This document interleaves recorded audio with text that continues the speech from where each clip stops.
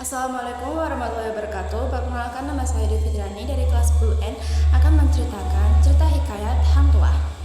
Pada suatu ketika, ada seorang pemuda yang bernama Hang Tuah, anak Hang Mahmud.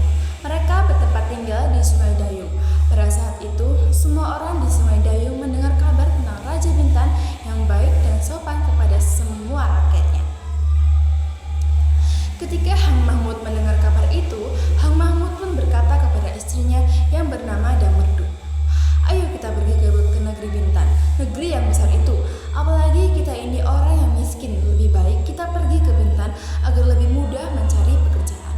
Lalu pada malam harinya, Hang Mahmud tiba-tiba bermimpi bulan turun dari langit dengan cahaya yang penuh di atas kepala Hang Tuah. Hang Mahmud pun terbangun dan mengangkat anaknya serta menciumnya. Seluruh tubuh Hang Tuah berbau seperti wangi-wangian. Siang harinya, Hang Mahmud pun menceritakan mimpinya tersebut kepada istri dan anaknya. Setelah mendengar kata suaminya, Damerdu pun langsung memandikan dan melulurkan anaknya. Setelah itu, ia memberikan anaknya itu kain, baju, dan ikat kepala serba putih. Lalu Damerdu pun memberi makan Hang Tuah nasi kunyit dan telur ayam. Ibunya juga memanggil para pemuka agama untuk mendoakan keselamatan Hang Tuah. Setelah selesai semuanya, dipeluknya lah anaknya itu. Lalu kata Hang Mahmud kepada istrinya, "Adapun anak kita ini kita jaga baik-baik, jangan diberi main jauh-jauh." Keesokan harinya, seperti biasa, Hang Tuah membelah kayu untuk persediaan. Lalu, tiba-tiba ada pemberontak yang datang ke tengah pasar. Banyak orang yang mati dan luka-luka. Orang-orang pemilik toko meninggalkan tokonya dan melarikan diri ke kampung. Lalu gemparlah negeri Bintan itu dan terjadi kekacauan di mana-mana. Ada seorang yang sedang melarikan diri berkata kepada Hang Tuah, "Hei Hang Tuah, hendak matikah engkau tidak mau masuk ke kampung?" Maka kata Hang Tuah sambil membelah kayu, "Negeri ini memiliki prajurit dan pegawai yang akan membunuh, ia pun akan mati olehnya."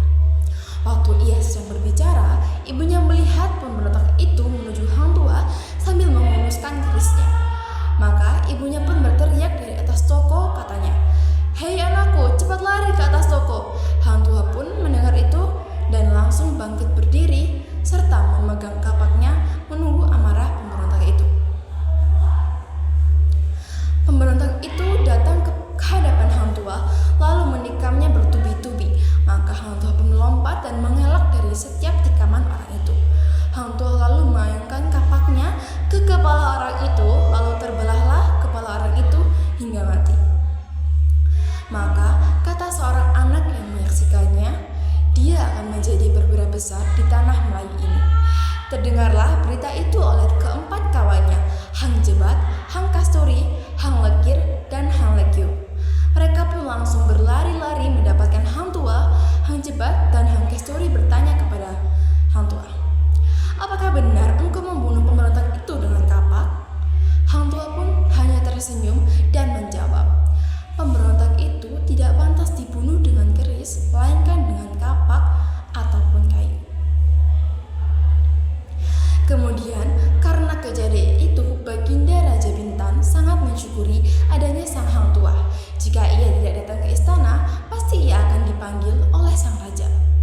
Maka Tumenggung pun berdiskusi dengan pegawai-pegawai lain yang juga iri hati kepada Hang Tuah. Setelah diskusi itu, datanglah mereka ke hadapan sang raja. Maka saat sang Baginda sedang duduk di tahtanya bersama para bawahannya, Tumenggung dan segala pegawai-pegawainya datang berlutut lalu menyembah sang raja. "Hormat tuanku, saya mohon ampun dan berkat. Ada banyak berita tentang pengkhianatan yang sampai kepada saya. Berita-berita itu sudah lama saya dengar dari para pegawai-pegawai saya." Setelah itu, sang Baginda mendengarnya, maka raja pun terkejut lalu bertanya, "Hei kalian semua, apa saja yang telah kalian ketahui?" Maka seluruh menteri-menteri itu menjawab, "Hormat tuanku, pegawai saya yang hina tidak berani datang, tetapi dia yang berkuasa, itulah yang melakukan hal ini." Maka Baginda pun bertitah, "Hei Tumenggung, katakan saja dan kita akan membalasnya." Maka Tumenggung pun menjawab, "Hormat tuanku, saya mohon ampun dan berkat. Untuk datang saja hamba takut karena melakukan hal itu Tuhan sangat menyukainya. Baiklah kalau Tuhan percaya pada perkataan saya, karena jika tidak, alangkah buruknya nama baik hamba, seolah-olah menjelekkan orang itu.